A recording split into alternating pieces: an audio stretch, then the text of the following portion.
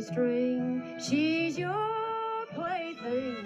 You can make her or break her, it's true.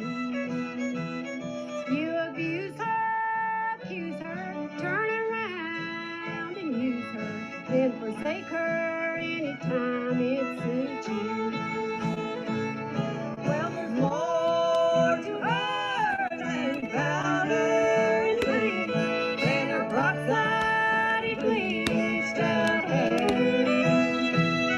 Well, if she acts that way, it's 'cause you've had your day. Don't put her down, you help put her there.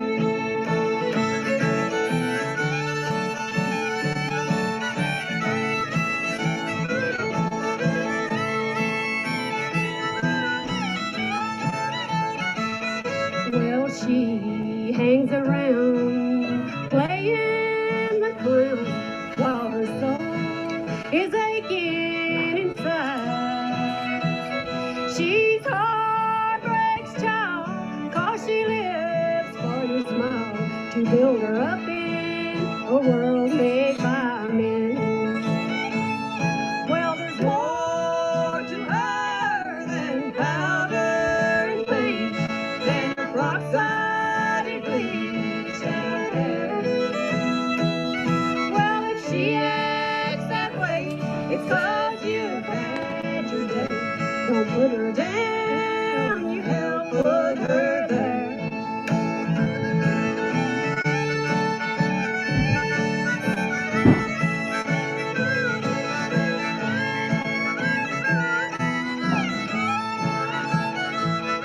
At the house down the way, you sneak in, you pay for her love, her body, or her shame. Then you call yourself a man, you say you just don't understand how a woman could turn out that way. Well, there's more to her than powder and paint, than the men she picks up at the bar. Well, if she acts that way, it's 'cause you've had your day. Don't put her down, you help put her there. Well, if she acts that way,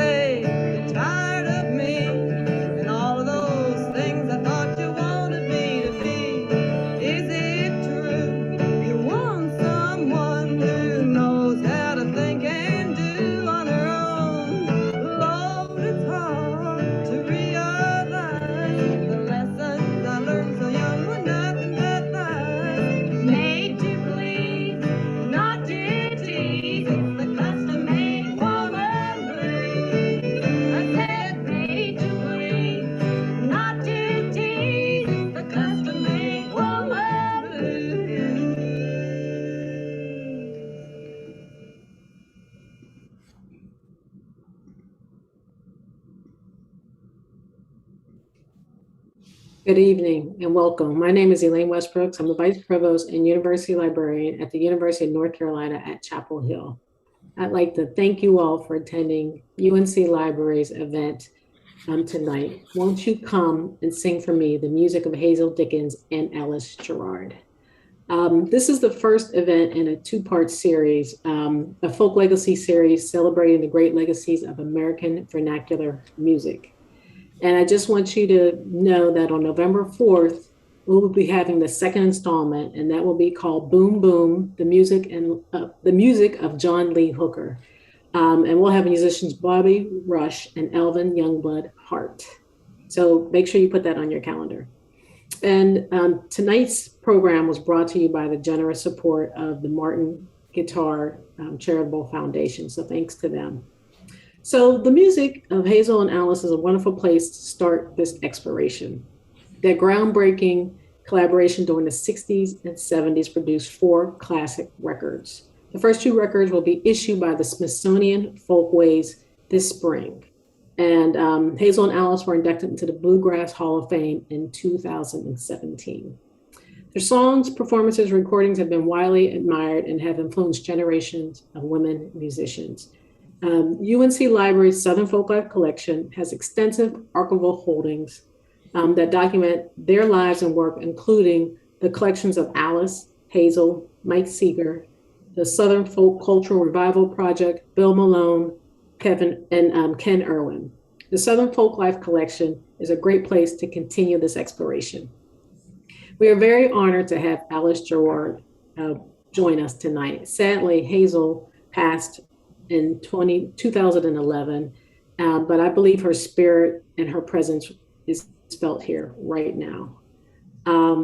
So tonight we're going to be joined with a group of friends and collaborators, and so I'm going to turn it over to the curator of the Southern Folklife Collection, Stephen Weiss. Thank you. Thank you, Elaine. Before I introduce our participants, I want to thank Alice Gerrard, Katie Finfanny, Shaw Lance, Aaliyah Howell, and Maria Estorino for their help in organizing and promoting this event. The archival footage you saw at the beginning, featuring Hazel and Alice, backed by Mike Seeger and Tracy Schwartz, essentially the Strange Creek Singers minus Lamar Greer, is from a 1975 episode of the WNET television series Woman Alive. That tape is from the Alice Gerrard collection and was digitized for preservation and access through the library's recent grant from the Andrew W. Mellon Foundation. My thanks to the foundation and to the library's Mellon team who completed that work. Tonight we're joined by a wonderful group that includes Lori Lewis, Dudley Connell, Tatiana Hargraves, Allison DeGroot, and Peter K. Siegel. Our first performance is by the brilliant duo of Allison DeGroot and Tatiana Hargraves. Their self-titled debut album was released on Free Dirt Records in 2019.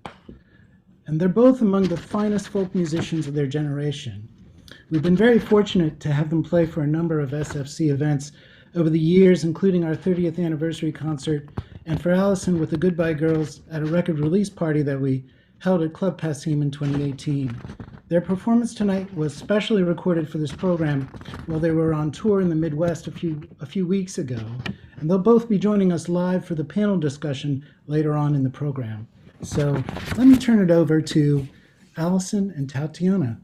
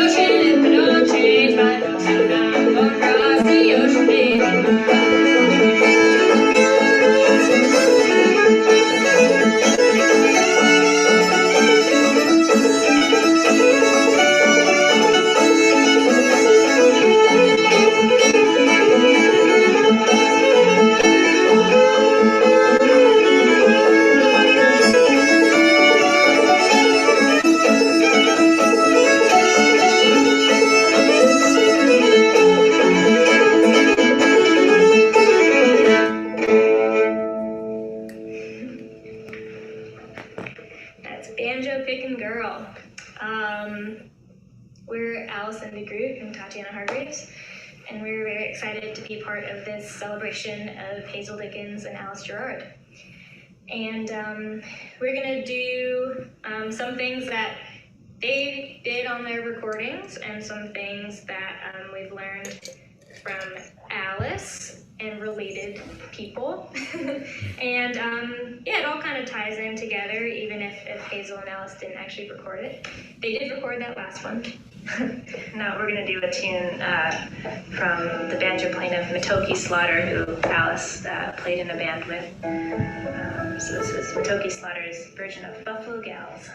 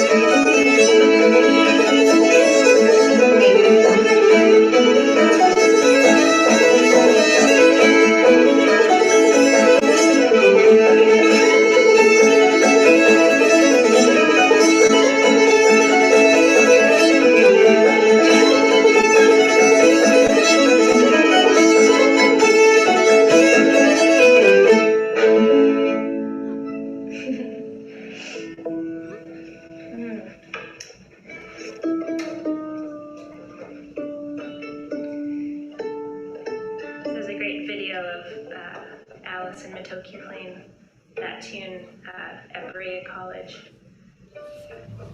And Alice talks about Matoki fretting the fifth string with her pointer finger. So she's giving some little clues into how Matoki got those cool sounds.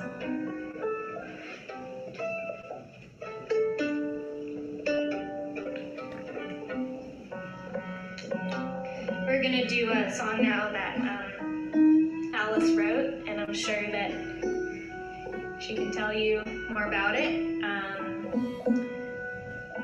And I'm just gonna go, okay. I was gonna say I'm gonna go run over there and grab the other banjo, but here it is.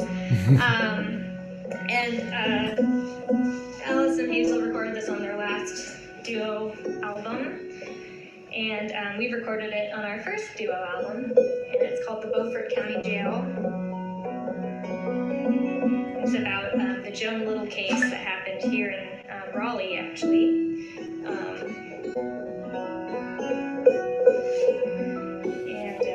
Well, you'll hear the story in the song, but Joan Little was attacked by the prison guard, and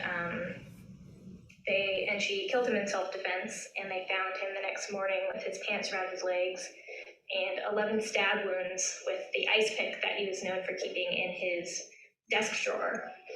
And she was charged with first-degree murder, and after a long battle in the courts was finally acquitted. But this was the first time that a woman was acquitted of defending herself against sexual assault, and this was in 1974. And here it is, the Beaufort County Jail.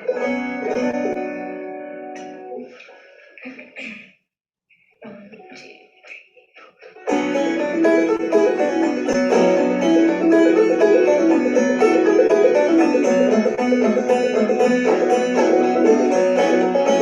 Hot summer night in the Beaufort County Jail. Beaufort County Jail.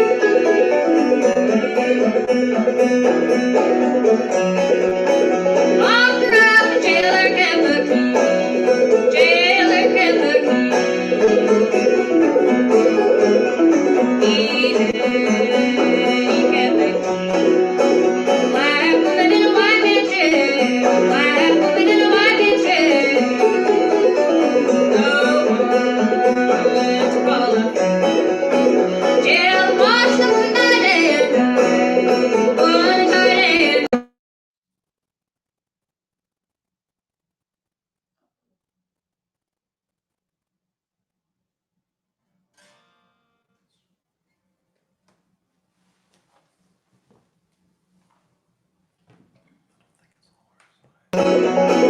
Jailman, evil on his mind. Evil on his mind. And the knife stick in his hand. No mercy in a white man's jail. Jailer tried to bring that woman down. Bring that woman down. Tried to bring her down. Jailer forced her on her bended knee. On her bended knee. Till she couldn't take no more. No more. Couldn't take no more. Well, the time she felt that cold steel. Felt that cold steel. Like his own weapon brought him down his head. No mercy in a white man's jail.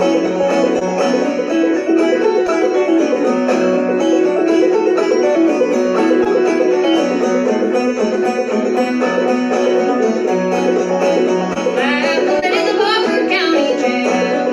Beaufort County Jail. Scream. No more shame, no more pain.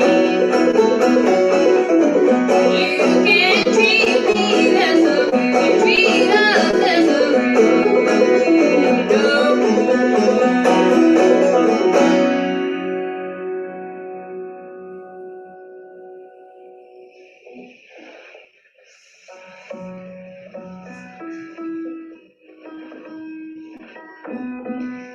Thank you for writing that song, Alice. It continues to be so relevant.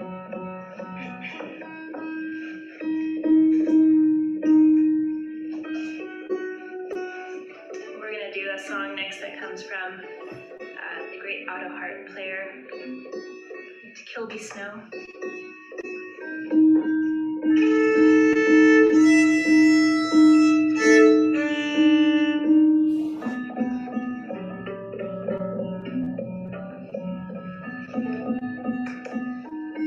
If you dig around in the Alice Gerrard collection at the Southern Folklife collection, then you'll find pictures and recordings of Kilby, and this one we learned from his album, and it's called "The Road That's Walked by Fools."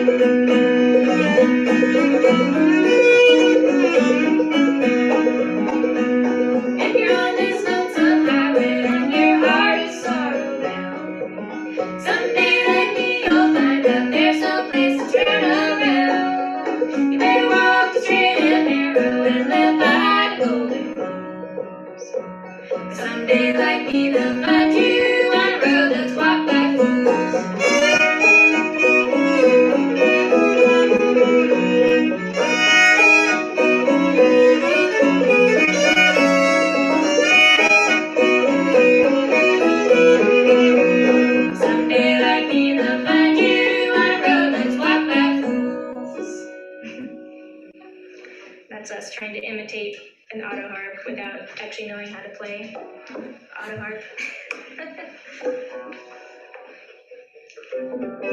Well, we're gonna do one more for you, and it's a real honor to be here, and thanks to the Southern Folklife Collection and to Steve Weiss for having us.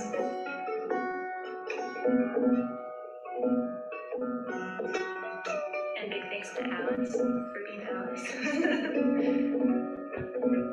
We've got to play some trio shows together, and it's so much fun.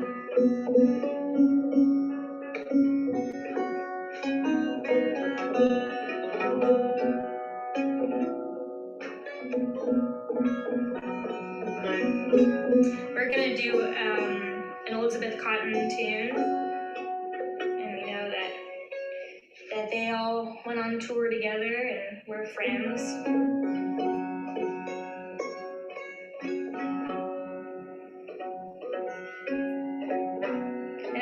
And I'm assuming that Elizabeth Cotton wrote this, but we're not really sure the history. We are looking into it. If anyone knows, please let us know. But this is called Delia.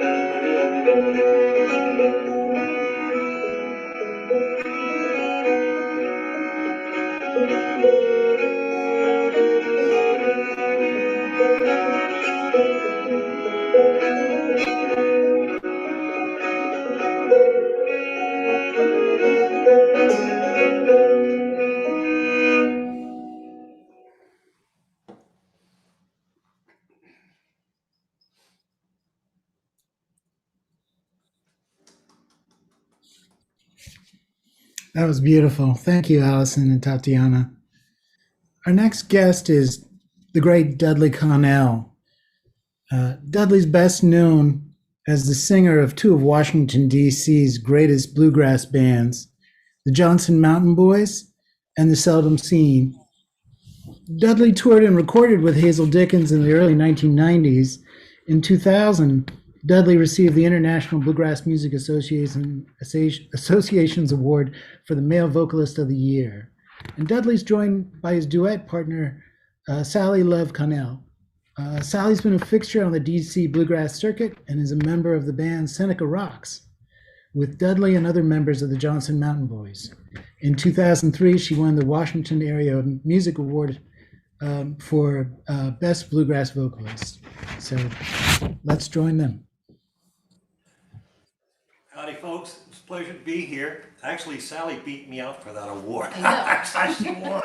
No, it was fine. It was great. So, thank you for joining us. I've only known Alice for maybe a decade or so, but I knew Hazel very well, and we, like Steve mentioned, we traveled together extensively. And one of the songs that she told me about was this song called "My Better Years." It was on the Gray album, the first rounder. And actually, no, it was the second rounder, I think. But Anyway, I digress.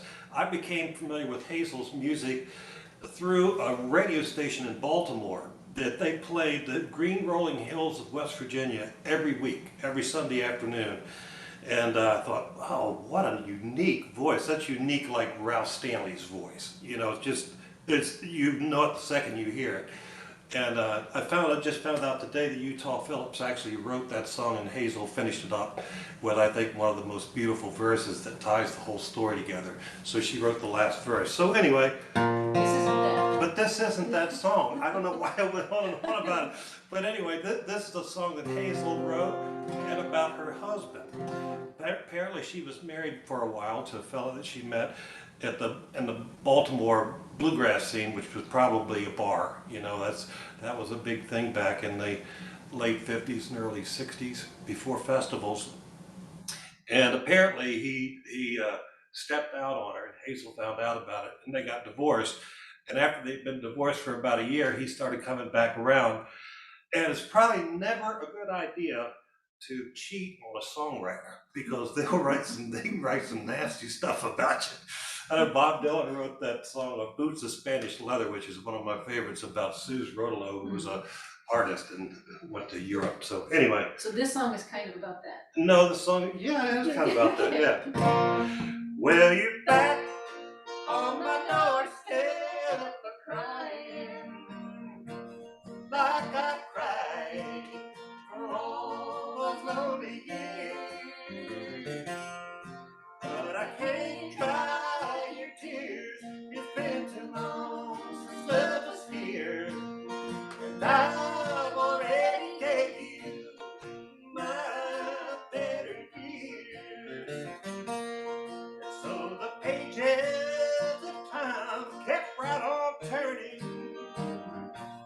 They never stopped for us to harvest the years. And old embers of love kept right on dying. But there was no one to dry my tears. And you're back on my doorstep a-crying, like I cried through all the lonely years. But I can't cry your tears, it's been too long since love was here. And I've already gave you my better years. But I'll try not to blame you, Lord, I'll try not to shame you. All I can do now is wish you well. But if you should need a friend, I'll be there till the end. Just don't ask me to love you again. And don't come back on my doorstep a-crying, hoping for what's been dead so long. For the embers are long, turn to ashes. There's nothing here but old memories and a song. And don't come back on my doorstep a-crying. My friend, there's nothing but old memories and this song.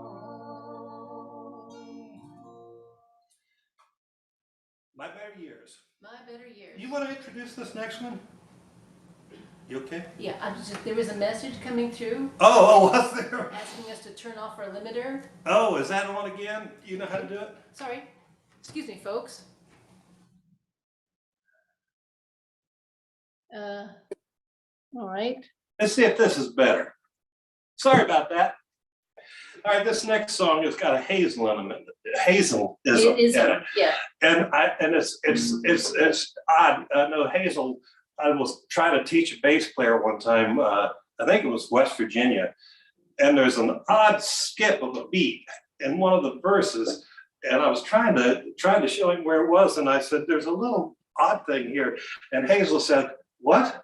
Doesn't sound odd to me. It sounds just right to me. So that's the last time I ever mentioned it. Just let them figure it out on their own. They'll hear it. Sort of watch bass players' heads explode. Ready? There's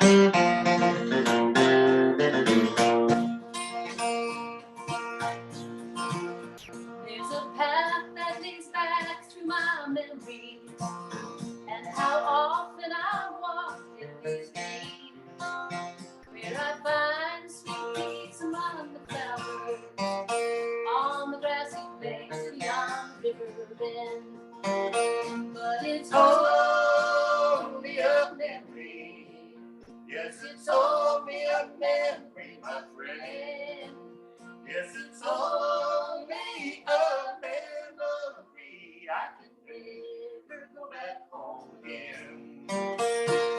Down by the river, down by your river bend, down by the river, the sweet fragrance of flowers wind.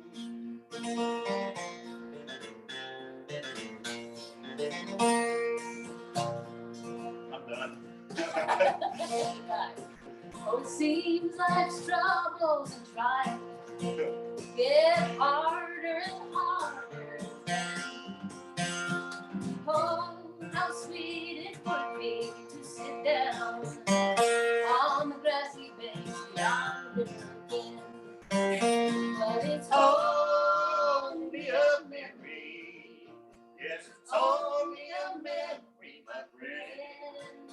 Yes, it's only a memory. I can never go back home again.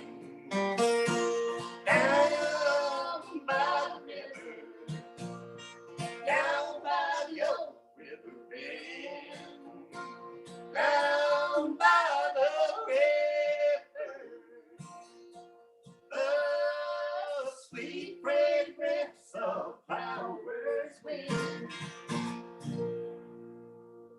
Yeah. Did you catch the Hazel in there? Yeah, there's a couple of them in there.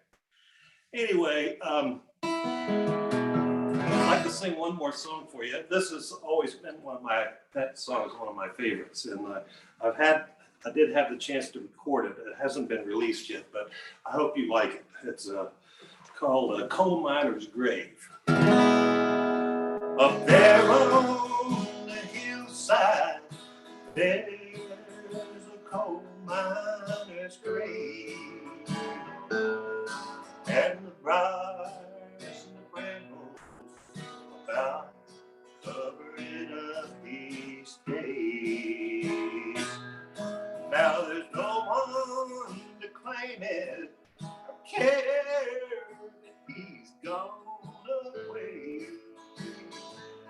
For he was only a miner, it's only a coal miner's grave. So pay no attention, it's only an old miner's grave. Pay no attention to the briars and the weeds, let them stay. Who's gonna miss him or care that he's gone away? For he was only a miner, and it's only a coal miner's grave. Well, Francis, he stepped on the road to the age. 1913, loaded home 10 hours a day. For 6 days a week, 47.5 cents a ton. Well, he was shot down by gun thugs at the young age of 31. So the briars and the bramble all over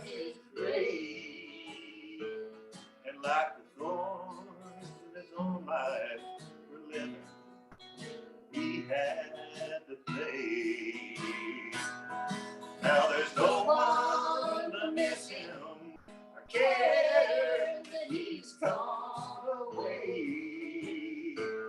For he was only a miner, and it's only a coal miner's grave. So is this little marker, it's only memorial today.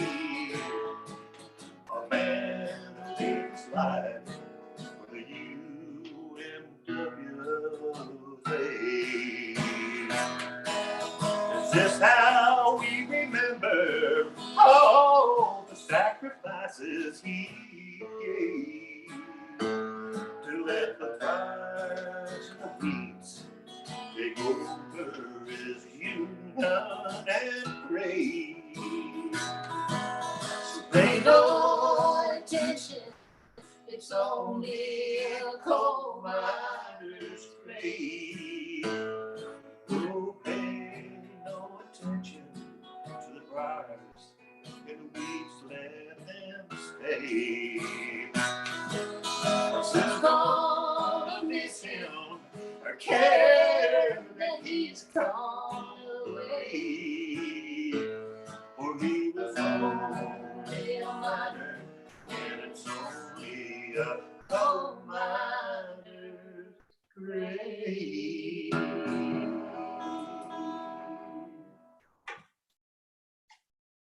Songwriting of Hazel Dickens. So we're turning it back to you, Steve. Steve. Thank you. That was wonderful. Thank you. And they'll be joining us for the panel. So we're going to move next to the panel conversation with Alice. And the panel consists of Tatiana and Allison and Dudley, and two folks who I haven't introduced yet, Peter K. Siegel and Lori Lewis. Peter K. Siegel is a vital force in music as a performer and a record producer. Peter was deeply involved in the Friends of Old Time Music, an organization that presented concerts that helped define the folk scene in New York City in the early 60s. And Peter co-founded the Even Dozen Jug Band with Stefan Grossman. As a recording engineer and producer, Peter's worked with a who's who of folk musicians that have included his friends Doc Watson and the Bohemian guitarist Joseph Spence. Peter recorded and produced Hazel and Alice's first two records for Mo Ash's Folkways Records, which will be reissued this spring by Smithsonian Folkways. And our panel tonight will be moderated by Grammy Award-winning musician Lori Lewis. Lori is internationally renowned as a singer, songwriter, fiddler, band leader, producer, and educator. And she was the founding member of the Good Old Persons and the Grant Street String Band, and has performed and recorded since 1986 with her musical partner, mandolinist Ton Rosen. Lori has twice been voted Female Vocalist of the Year by the International Bluegrass Music Association and has won the respect and admiration of her peers. So let me turn it over to you, Lori. Thanks so much, Steve.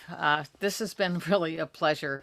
I am a huge fan of the music of Alice Gerrard and Hazel Dickens together and separately. I mean, when I was in, I think it must have been maybe about 1974 when I discovered the Folkways albums. They'd already been out for 9 years or quite a while, and I hadn't heard up to that point women singing and playing bluegrass that sort of matched a man's energy and vocals and stuff. And Hazel just, that laser tenor of hers was straight out of the Bill Monroe School, really. So it's really a pleasure to be here and talk to all y'all.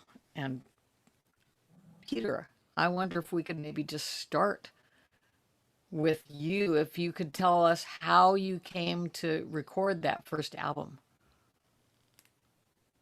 Hey, Lori, and hello, everybody. I it's really hard to follow the music we just heard. It's and I'm gonna talk as a follow-up to those two musical acts. Oh no, it was great.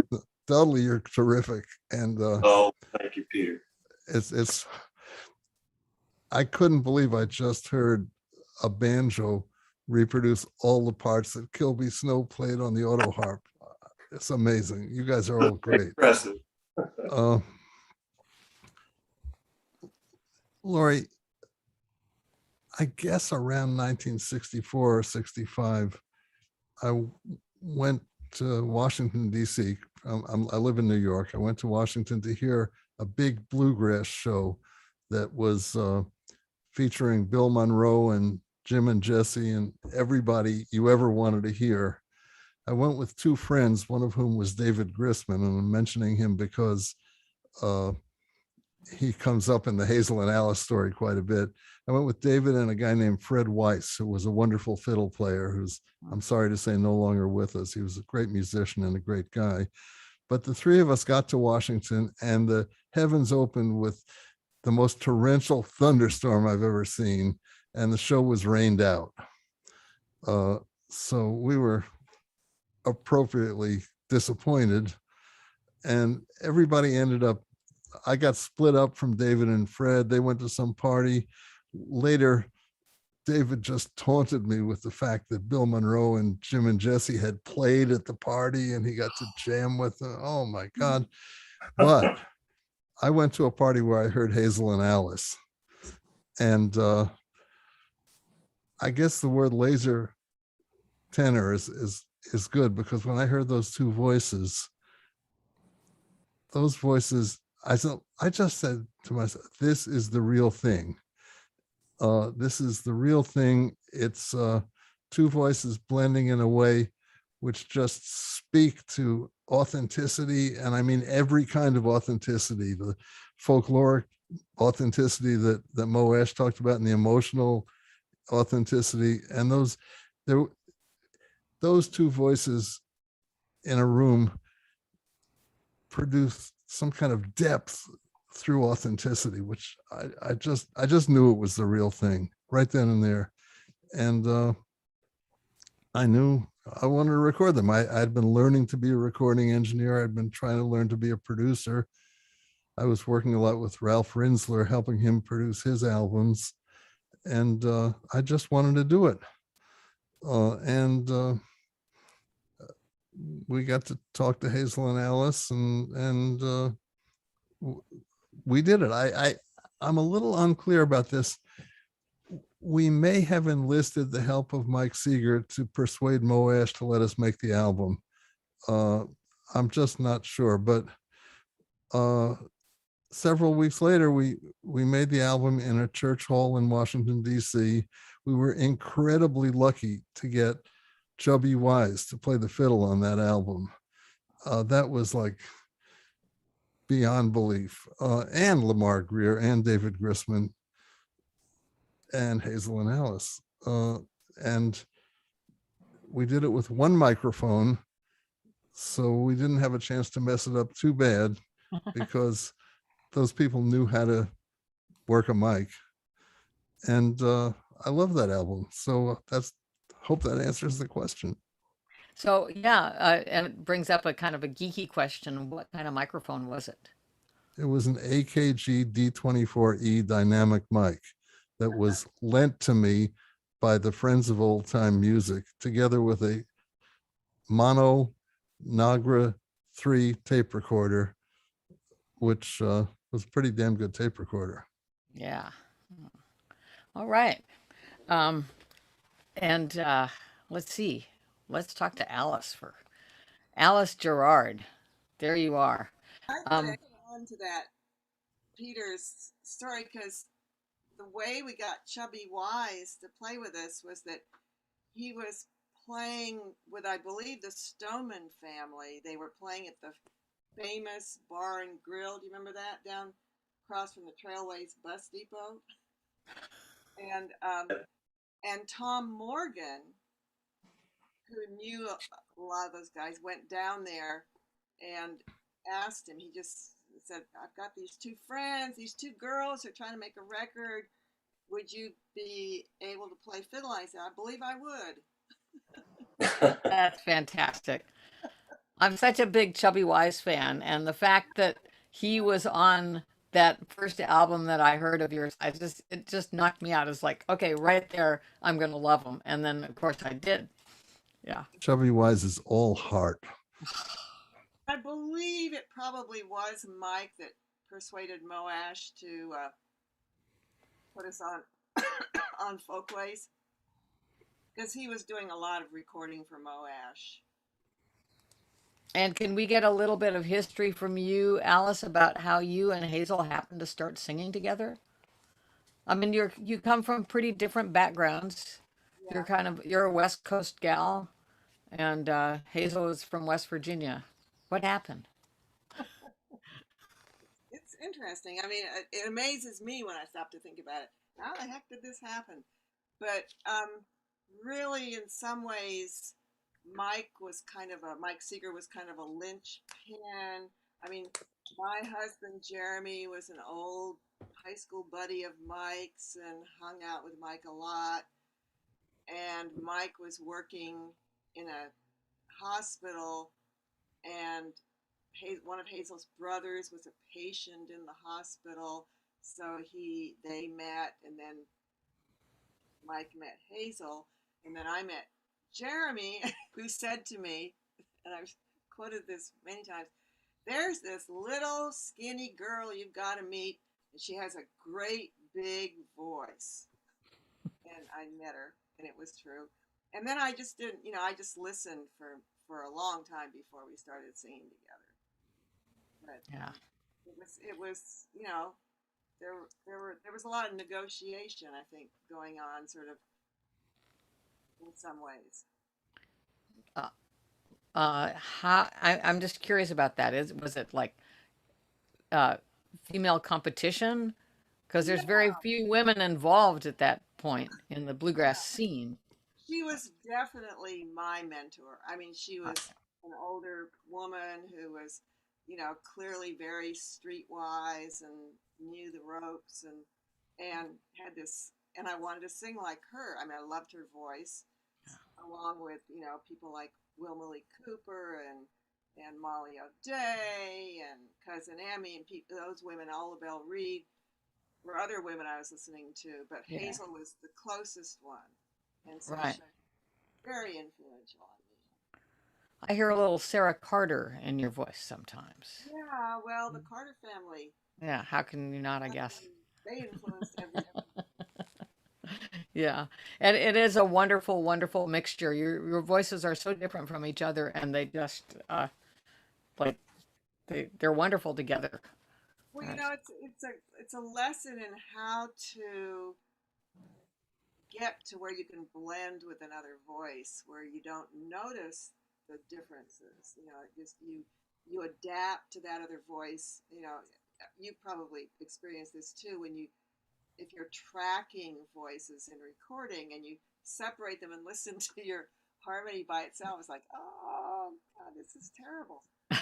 But that's because you're matching, and you're matching tone, you're matching pitch, you're matching Hmm. lots of stuff. Yeah. And it doesn't sound good by itself, but it sounds great with the other voice.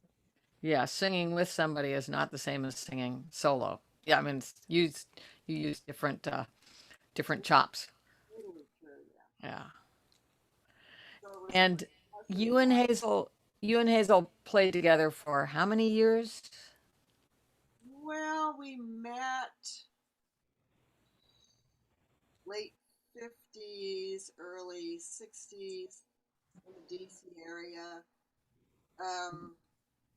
and till about the late 70s, I guess. Hmm. I'm really bad on dates, but something like that. And then you went off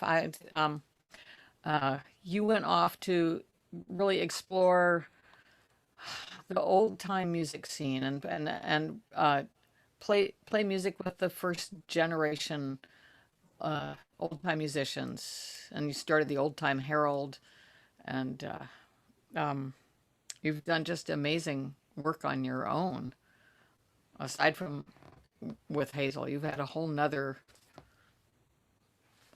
sphere of influence. I think I've always kind of had one foot in old time music and one foot in sort of bluegrass. And, I grew up musically speaking on the Harry Smith anthology, like so many other people. And that had everything in it. It had blues, it had, Yeah. it had, You know what? I am realizing we are almost out of time. I could talk on and ask questions and hear you guys forever, but I'd love to get Tatiana and Allison in. I know Tatiana, I've known for a long time. We went on a tour together. I really wanted her to move to the Bay Area, and she said, "No, I'm going to move to Durham, North Carolina, so I can hang out with Alice Gerrard." And so, uh, Tati and Allison, you want to just chime in here about uh, your music and how you are related, how you see yourselves on this tree? Sure. I mean, I would love to just hear y'all talk with Alice. So I don't really want to say very much, but I mean, it's just so great getting to play music with Alice, and Allison and I have done a few shows with Alice, and also like been very inspired by her work,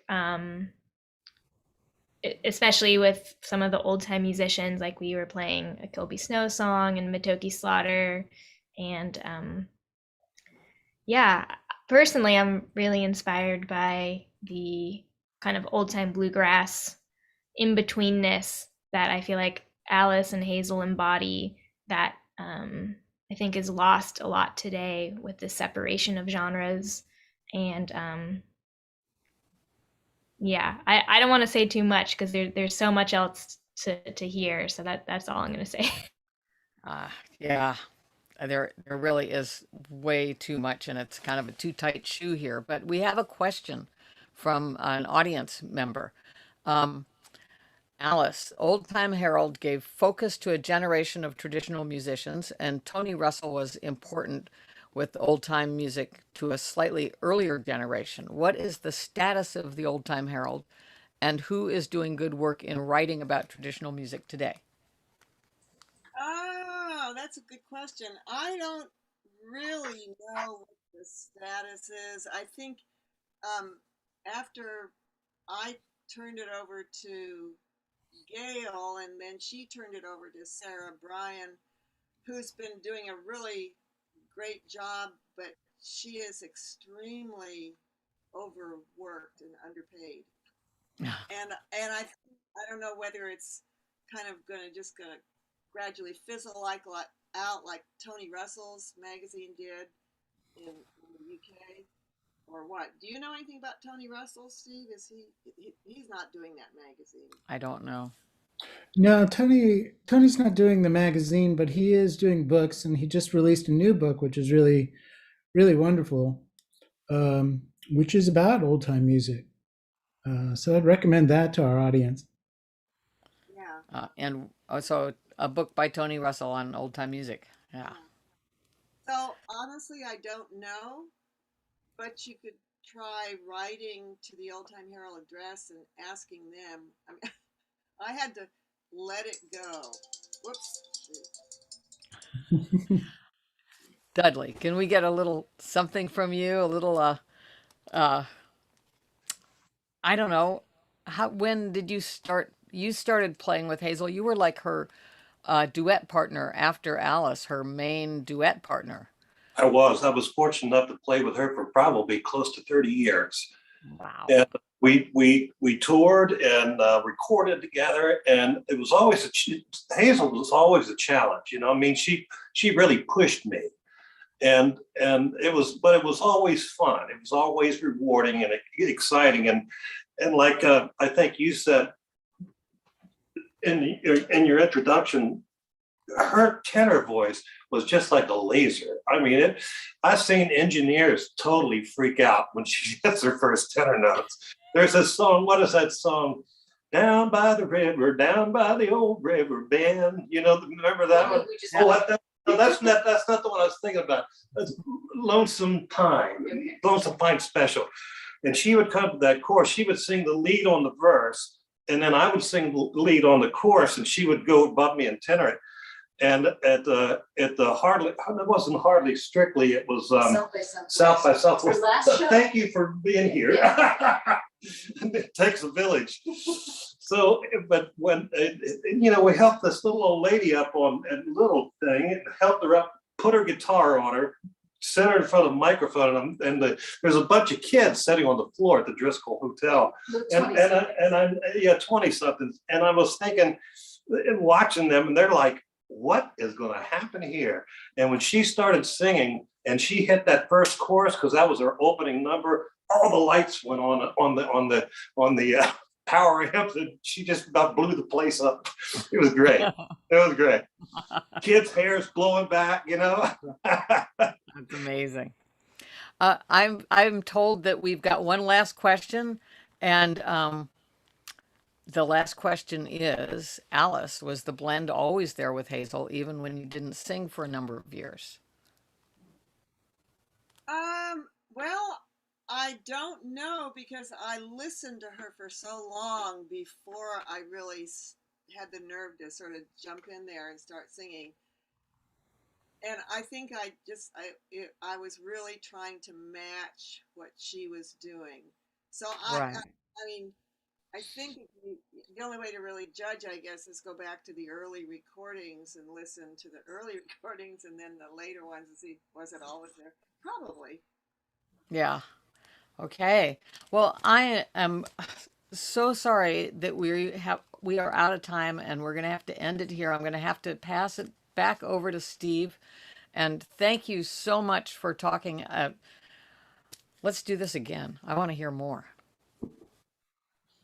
Thank you, Lori. And thank you, Alice. And thank you to our panel, Peter Siegel, Allison DeGroot, Dudley Connell, Tatiana Hargraves.